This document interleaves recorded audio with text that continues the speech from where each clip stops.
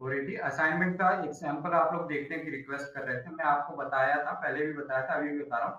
इस टाइप का आप A4 साइज का पेपर आपको दिख रहा है, तो यहाँ पे फर्स्ट पेज पे इंफॉर्मेशन दी गई है, ठीक है। और इन्होंने एक फाइल कवर यूज किया हुआ है, ये एक सैंपल बस है, इससे अलग भी हो सकता है, ठीक है।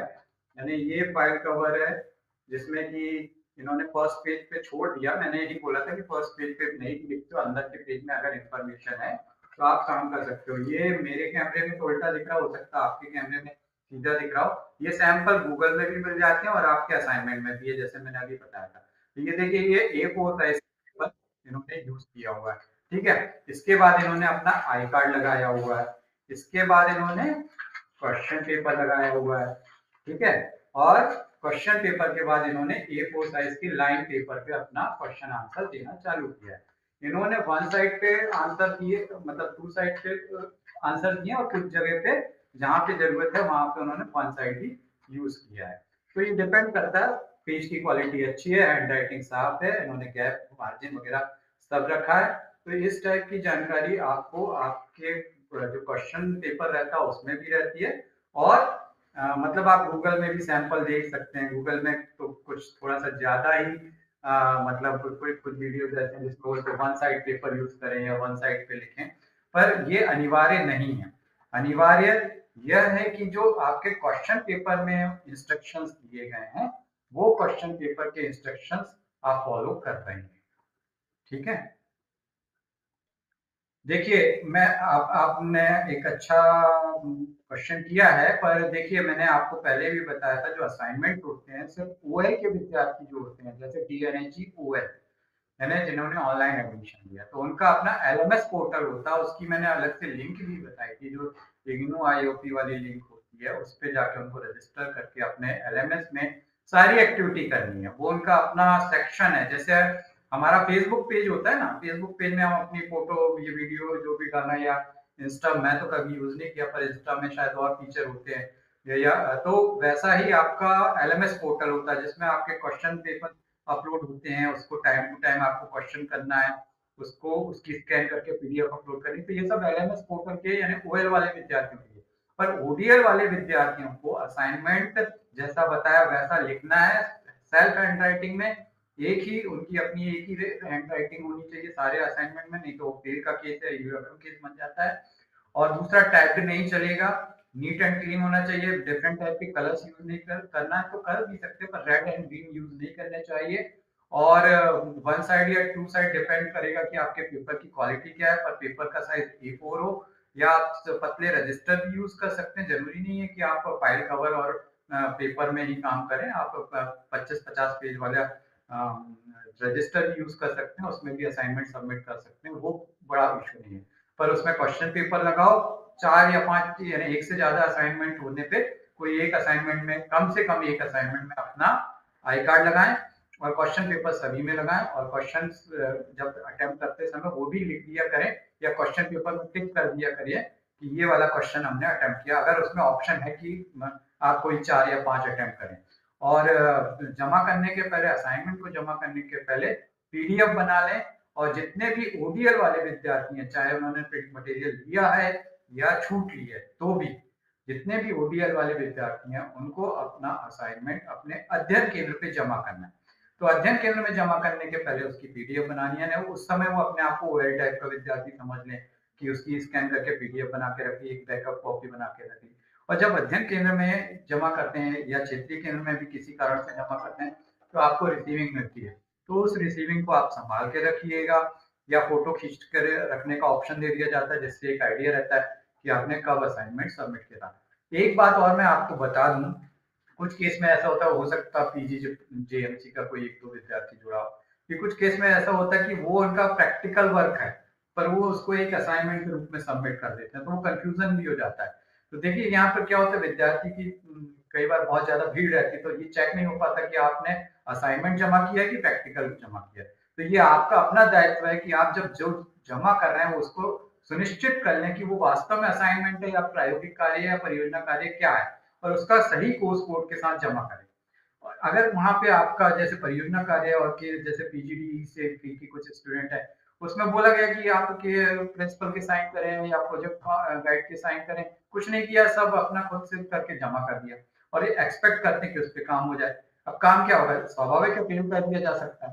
तो कोई भी ऐसा मौका मत बनाइए जिससे कि आपका अननेसेसरी डिले हो जाए। आप 1 दिन की जगह 2 दिन या 3 दिन ले रहे हैं, वो अलग बात है, ठीक है? जैसा मैंने बताया कि अनाउंसमेंट सेक्शन में ये सूचना दे दी जाती है कि कुछ बार डेट एक्सटेंड हो गई। जैसे कि प्रोजेक्ट रिपोर्ट्स वगैरह सबमिट करने की डेट 30 नवंबर तक अब एक्सटेंड हुई थी। तो अब ये डिपेंड करता है कि आपके प्रोजेक्ट में डायरेक्ट प्रोजेक्ट करना है या किसी गाइड के अंडर में प्रोजेक्ट करना है। फिर पहले प्रोजेक्ट प्रपोजल बनाना है या सिर्फ डायरेक्ट प्रोजेक्ट बनाना है। तो ये सारा देखने के लिए आपको अपने प्रोजेक्ट की बुकलेट भी देखनी है। इसी प्रकार असाइनमेंट करने के लिए असाइनमेंट का क्वेश्चन पेपर अच्छे से पढ़ना और उसके शुरू के इंस्ट्रक्शन अच्छे से पढ़ने हैं। और बाय पोस्ट अगर आप भेजते हैं या कुरियर करते हैं तो उसकी पोस्टल स्लिप संभाल के रखिए, समय समय पे ट्रैक करते रहिए, डिलीवरी स्टेटस नोट करके रखिए, उसका स्क्रीनशॉट लेके रखिए और फिर जहाँ पे आपने भेजा है स्टडी सेंटर या रीजनल सेंटर पे उनसे क्वेरी करते रहिए। रीजनल सेंटर का एड्रेस आपको पता होना चाहिए। यहाँ पे जो रीजनल सेंटर जबलपुर का जो एड्रेस है मैं आपको वैसे शेयर कर देता हूँ, पर मुझे आशा है कि आपको पता होगा। जबलपुर में आरडीवीबी में रीजनल सेंटर जबलपुर का एड्रेस आता है। तो आप यहाँ पे मैंने स्क्रीन में भी दिख रहा होगा, इसमें मैं आपको शेयर कर दे रहा हूँ। और आपका रीजनल सेंटर का कोड जो होता है वो 41 होता है, ठीक है? पर 41 आरसी का कोड है। स्टडी सेंटर का कोड अगर रीजनल सेंटर में स्टडी सेंटर है तो उसका कोड 100 है। इसमें फैक्स नंबर काम नहीं कर रहा है, तो फैक्स को मैं हटा दे रहा हूँ। बाकी आपका पूरा एड्रेस सही है, ठीक है? यहाँ पे ये मैंने एड्रेस कर दिया, तो इस एड्रेस पे आप अपना असाइनमेंट भेज सकते हैं, या अगर कोई ऐसी एक्टिविटी जो रीजनल सेंटर पे करने वाली है उसको आप रीजनल सेंटर पे कर सकते हैं और समय समय पे संपर्क कर सकते हैं। ये जो 2 फोन नंबर है 26004111 एंड 26098896, ये काम करिए। रीजनल सेंटर पे संपर्क करने के जो डेज रहते हैं, वर्किंग डेज रहते हैं, सोमवार से शुक्रवार के बीच, बाकी शनिवार रविवार ऑफ रहता है। सरकारी छुट्टियां जब रहती तब बंद रहता है। कभी कभार खुलता है लेकिन वो इंटरनल कामों के लिए खुलता है। पर आपका स्टडी सेंटर मूल उनके जो कार्य दिवस होते हैं, मूलतः कार्य दिवस उनके होते हैं गुरुवार शुक्रवार शनिवार, जो कि सेकंड हाफ में होते हैं 2 से 5 के बीच।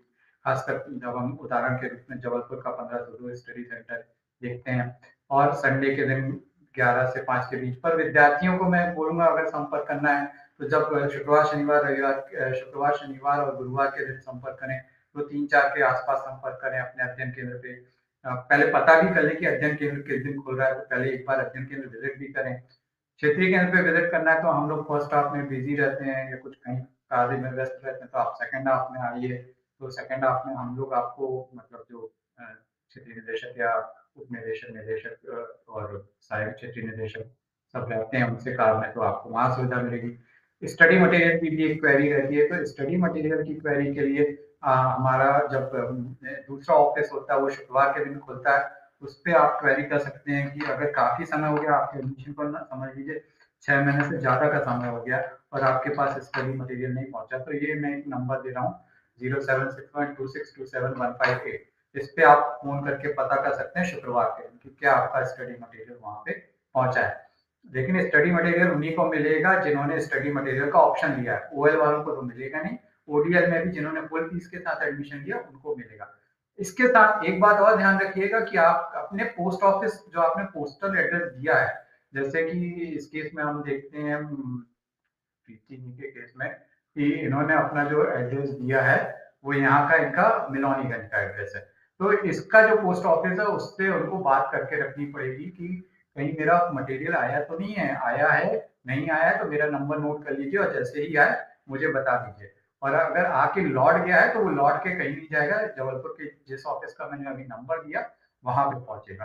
तो आपको इस चीज का ध्यान रखना कि स्टडी मटेरियल आपको मिल जाए। सेम वे में आपकी मार्कशीट या डिग्री वगैरह जब भी आएगी तो आपके एड्रेस जो आपने इग्नू में रजिस्टर है उस पे ही आएगी। अगर उसके पहले आपने चेंज करा लिया तो फिर जिस एड्रेस पे आपने चेंज कराया वहां पर भी आपको बात करना है। स्टडी सेंटर एड्रेस या आपका पोस्टल एड्रेस चेंज हो जाता है, उसके लिए आपको रीजनल सेंटर पे रिक्वेस्ट करनी रहती है या फिर आप समर पोर्टल पे भी उसके माध्यम से ये एक्टिविटी कर सकते हैं।